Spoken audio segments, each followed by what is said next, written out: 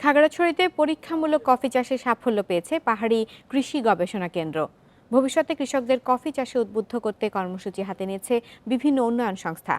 উৎপাদিত কফির প্রক্রিয়াজাতকরণ ও বিপণন সহজ হলে বিকশিত হবে পাহাড়ের অর্থনীতি, বলছেন উদ্যোক্তারা।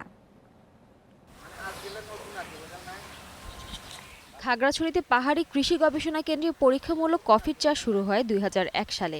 বর্তমানে এই কেন্দ্রে প্রায় প্রতিটি কফি গাছের শাখায় ফল দেখা যাচ্ছে। এই সাফল্যে উৎসাহিত গবেষকরা।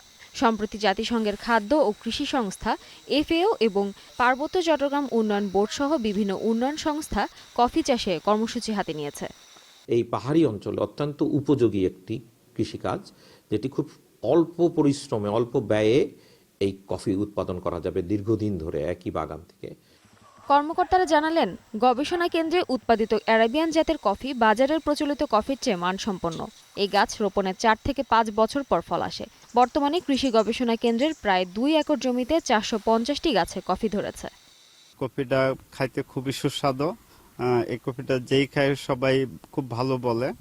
কৃষকদের ভালো জাতের বীজ সরবরাহ এবং উৎপাদিত কফি সঠিকভাবে প্রক্রিয়াজাত করা গেলে অন্যান্য অঞ্চলেও এর প্রসার ঘটবে, এমনটাই আশা কৃষি বিভাগের।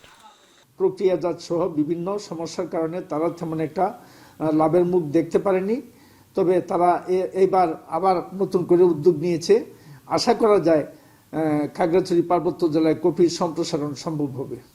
গবেষক ও কর্মকর্তাদের আশা, আগামী 2 থেকে 3 বছরের মধ্যে খাগড়াছড়িতে কফি প্রক্রিয়াজাতকরণ শিল্প গড়ে উঠবে।